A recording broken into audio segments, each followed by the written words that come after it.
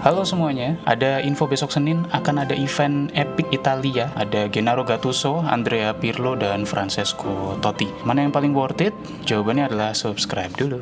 Mari kita bahas ketiganya secara langsung, dilansir dari PS Mobile League ya. Jangan lupa di follow teman-teman. Di sini kita bisa ngelihat Gattuso tipikal DMF Destroyer. Dia punya skill unik Fortress, kemudian Pirlo DMF Orchestrator, kemudian Totti di Playing Forward, fenomenal pas. Dari ketiganya kita akan bandingkan satu-satu. Yang pertama dari Gennaro Gattuso dulu. DMF Destroyer tipikal pemain yang tukang seruduk. Kelebihannya Gattuso di sini adalah dengan defensive awareness 97 dan defensive engagement 100, tackling 98. Gattuso cukup kuat dalam duel bertahan ya. Kemudian staminanya cukup tinggi. Di sini 96, memang punya stamina badak gitu, bisa bertahan sepanjang pertandingan tanpa ada capek begitu ya. Kemudian agresinya 99, selalu menekan lawan. Ini cukup agresif ya, sangat efektif untuk permainan pressing tinggi. Yang cukup menarik adalah Gattuso punya speed 91. Jadi area coveragenya kalau misalkan luas, dia selain cukup agresif juga dia punya kecepatan yang mumpuni untuk bisa nyeruduk lawan dengan sangat kuat. Kemudian secara kekurangan, Gattuso ini punya passing yang lumayan cukup ya sebetulnya, 82. Jadi kalau misalkan membangun serangan, dia hanya bisa umpan-umpan pendek, umpan-umpan jauhnya kurang. Kekuatan tendangannya juga hanya 80 ya, bukan opsi untuk menendang jarak jauh. Yang kedua, Andrea Pirlo, DMF Orchestrator, punya rating 105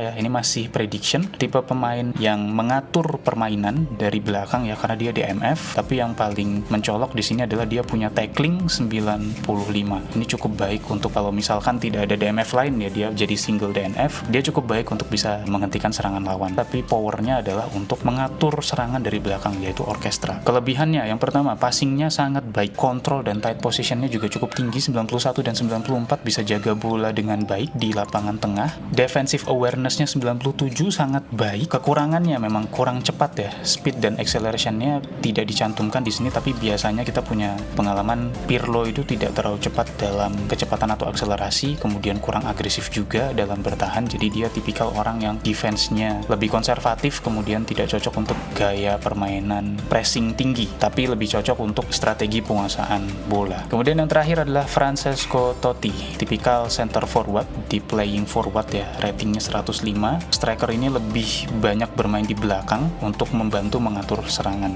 Dari sisi kelebihan ya, dia punya finishing yang sangat bagus ya, 95, dan lengkung 95, sangat efektif untuk tembakan melengkung di luar kotak penalti. Kemudian ball control dan tight positionnya juga sangat baik ya. Ketika membawa bola di area padat, dia bisa mengatur serangan, itu cukup baik. Dan dia juga tipikal di Playing Forward, dia bisa menjadi penghubung serangan antara playmaking dan penyerang utama kalau misalkan dia ditandemkan dengan penyerang lainnya. Kekurangannya adalah dia kurang cepat ya, tidak punya kecepatan mumpuni. Jadi kalau misalkan kita kasih umpan terobosan, dia tidak bisa kejar secara cepat. Perannya sebetulnya terbatas ya kalau misalkan skema counter attack, terutama yang quick counter attack. Tapi kalau misalkan build up, dia sangat baik karena dia mau jemput bola ke belakang. Nah, mungkin tambahan sedikit untuk di Playing Forward ya, ini tipikal yang bermain di belakang striker. Kalau misalkan kamu punya dua striker, yang satunya goal poacher, yang satunya Totti ini di Playing Forward, maka Totti ini bermain di belakang. Goal poacher akan fokus untuk mencari ruang di antara back,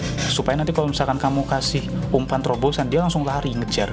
Tapi kalau di Playing Forward, dia itu fokus di antara midfielder lawan dan back lawan. Jadi dia ada di antara itu tuh. Nah, tipikal di Playing Forward ini, dia siap untuk menerima umpan. Kasih dia umpan yang santai aja, jangan dikasih terobosan karena speednya kurang biasanya. Kasih dia umpan, nanti dia akan bantu untuk mendistribusikan bola itu ke penyerang utamanya. Tapi kalau misalkan Francesco Totti ini adalah penyerang satu-satunya, nggak masalah juga sebetulnya. Dia tipikal yang mau turun ke bawah. Jadi untuk sesi build up yang tenang, Totti ini jadi playmaker di depan. Jadi ini salah satu opsi yang paling bagus kalau misalkan kamu tipikal bukan yang quick counter attack. Terkait orkestrator, ini tipikal pemain yang kalau misalkan dia dapat bola, kalau misalkan dia ada di posisi kiri, dia akan switch play ke kanan itu dengan sangat mudah karena passing-passingnya sangat akurat dan sangat baik. Dia punya segala macam teknik passing yang cukup mumpuni. Jadi kalau misalkan mau switch play dengan long ball, crossing dan sebagainya, sebagainya dia sangat baik. Kalau tipikal destroyer, ini tipikal yang gerusah-gerusuh ya. Ya justru hati-hati kalau misalkan